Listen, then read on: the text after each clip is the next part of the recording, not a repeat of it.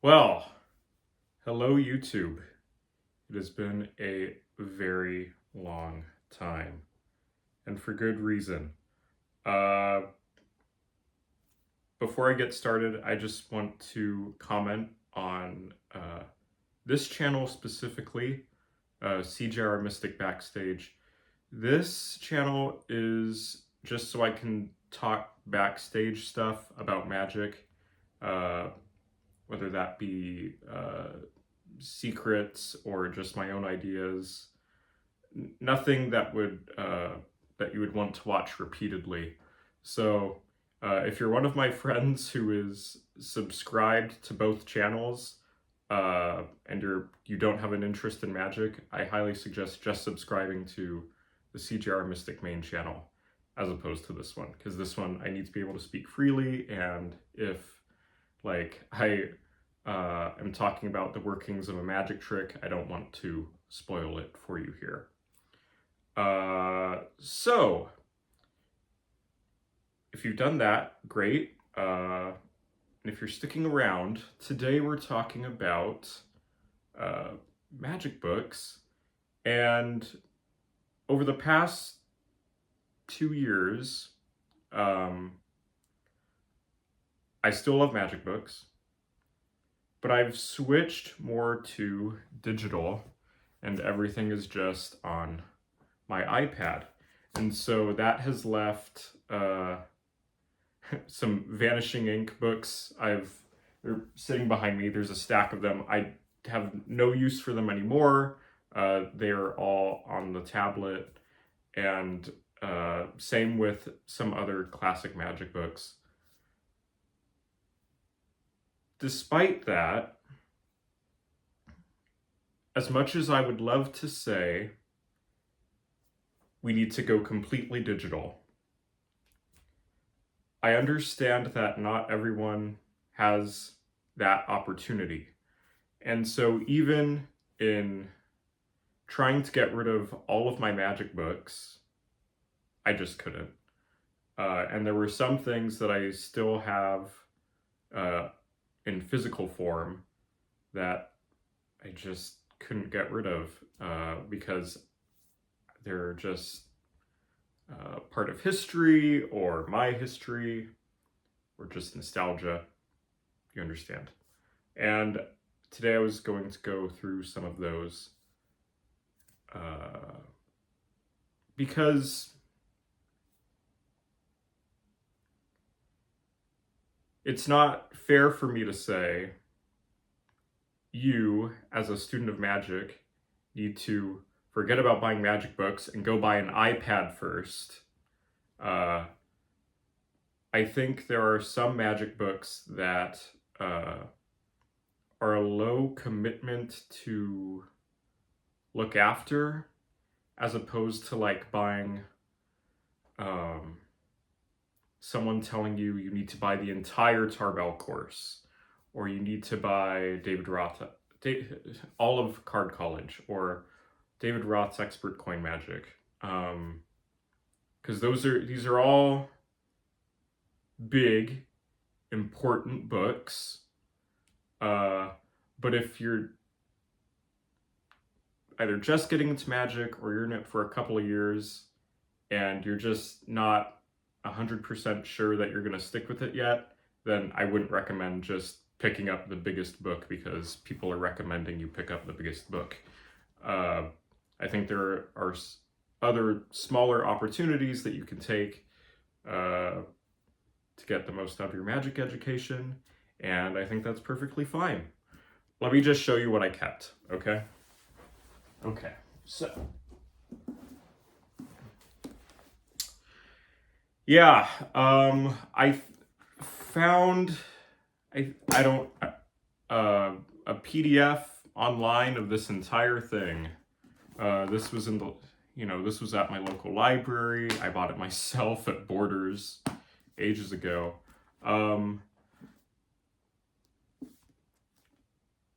This book in particular, I just said you don't have to buy the biggest book, and there are some exceptions. I don't think try to This is one book that I would try to find on just the internet somewhere. It might be on Internet Archive or otherwise. I think you can get it on the, maybe you're able to get it on Apple Books. I'm not sure.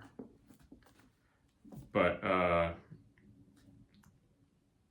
this is just a big tome of magic, and I think there are other options, and we're going to get to that in a moment. But I'm keeping this one because this is just what I had growing up, and I can't get rid of it. Okay. Stars of Magic. Okay, so this is an interesting one in that, again, it's another, I'm just nostalgic, so I'm keeping it. I am not entirely sure if Stars of Magic is just public domain. So Mary Edit produces the paperback book, but I think you might have full right to read a PDF online if you find one. I'm not 100% sure. Anyway, I'm keeping Stars of Magic. I have very little to say about this one, which is, I'm not a card guy, you guys, but this is just, again, the cover that I recognized growing up. This is Expert at the Card Table, and this is my copy of Expert at the Card Table, whether or not I read it in full. I can't get rid of it. Magic and Showmanship by Henning Nelms. This, I annotated the heck out of. I got it when I was in college. I still think people should read this. I think this is about as far back as you need to go in terms of magic theory. You'll probably read Our Magic and the Fitzky trilogy later, but I would put those for later. And I think if you can, start here and work your way to Strong Magic, Eugene Berger, Tommy Wonder, Jamie and Swiss, Maximum Entertainment, I think this is still a good starting point, because this is referenced at various times. Anyway, I can't get rid of this. I annotated it. I clearly loved it, so I gotta keep it.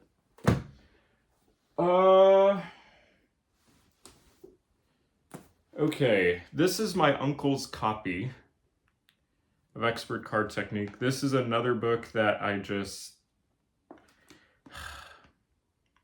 No, I haven't read it in full, but I have assimilated quite a bit of it just in listening to people talk about magic. And so this is something that I do have on digital now, but it's just, this is my uncle's copy. I can't get rid of it. And I if all you can get is a physical copy of something, hey, go ahead, it's fine. Low commitment. In terms of like storage space. Same kind of goes for this one. I also have it on digital, and I tried reading it, and I'm just not too interested. I barely touched this book, but someone else did. And again, it's a nostalgia thing. That's why it's sticking around. And I feel the same way for Skarnian Card Tricks, which I like a lot better. If you had to choose between one of these to read first, pick up this one. I found this also on library, I believe, and the tricks were organized at the beginning so that you could you could look up a specific type of trick, and it would tell you the title and the page number. So it was a lot more organized. This is organized too. I got more from this one than I have from this one. So that's that. Modern Coin Magic. I have the hardback as well, and that's the one I got first, and I had picked this one up because I wanted something to bring around in my bag, but that didn't last too long, so I still have this copy. I apparently have made some annotations in it, but not a lot for me to want to, I guess I could donate this one, but it's a classic. It's purely a nostalgia thing. Yeah. Okay, let's get down to the last two here. These two books I've loved quite a bit. This one overall. I have a video on my main channel talking about how much I love this one, and I still believe this is the book to pick up. And you can go onto Internet Archive and download a PDF of this book. And as I said, if this was the only book on magic that you had, you'd be okay. There's some stellar material in here. It's not a full education. You can always dive further into the world of magic, but this is one that I wish was just recommended more often. And then Royal Road to Card Magic, again, another one I'm keeping because of nostalgia, and I also annotated in this one when I was in college. And yeah, this is my personal copy of Royal Road. So that's why I just can't get rid of those. Some books I am getting rid of. To my own detriment, I didn't spend too much time with them. I do have them on the tablet.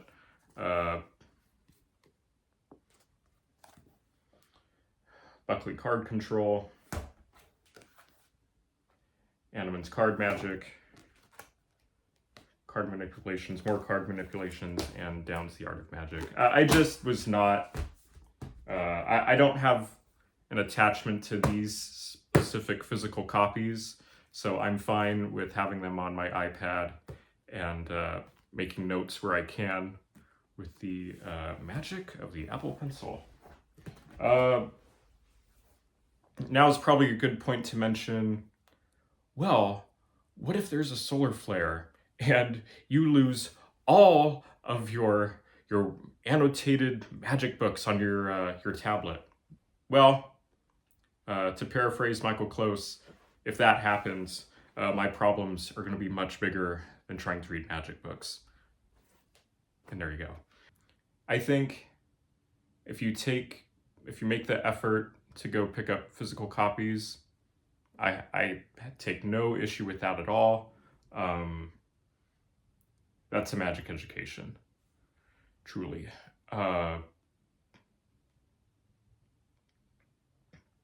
Because you're told to pick up the Tarbell course, which costs probably $300 now. But it's a little rarer, or at least when I was learning all this stuff, for someone to say, hey, it's all public domain. Go read it. It's 1,000 pages. That's an option you have. The Card College course. You are told that if you're learning card magic, you gotta pick up the Card College course. Card College is on a PDF format through library. And further than that, if you're not 100% committed to picking up everything, Then Roberto Giobbi has, I think it's just called Introduction to Card Magic. It's a $9 PDF, and it's the basics in Card College, along with some of his 13 rules that he's come up with that appeared in Sharing Secrets. And it's not advertised everywhere. And I think that would have been more helpful to me when I was much younger and didn't have enough money for Card College, to just say, here's the same author, here's some basics of what he's talking about. And I think that would have been sufficient. What else? What other hidden gem do I have to share with you? All right, in thinking about it, there were two books that I think needed to be talked about in this video. And it's the Einhorn series here. So, because this isn't, it's a little harder to find. You can still find some on Amazon, but it isn't widely available. So I'm not officially recommending it. It's very good. If you have it, great. If you don't worry about it. But in terms of investing or making a small investment in physical magic books, you can't go wrong with those. I am keeping my set mainly, again, for nostalgia. This might even be the copy that I checked out at the library. And then this one, I'm keeping also because of nostalgia, I guess, but I don't, oh my god. This book has been revamped. I recommend some of the other books a lot more than I recommend this one. Go look at those first. I wanted to do a video on the new edition, but I never picked up the new edition. So maybe that's a future project. But this is a fine book too, if you're interested. I just probably would not be picking up the older edition anymore. It's, yeah, just no longer relevant. Anyway, I just felt that I needed to mention these two books in this video, otherwise it wouldn't be complete. And on that note, I will see you all in the next video. I do apologize that this video was just me rambling, but the Backstage channel is so I can just post things quickly, not have to worry about editing, and get my message out. All right, I'll see you guys later.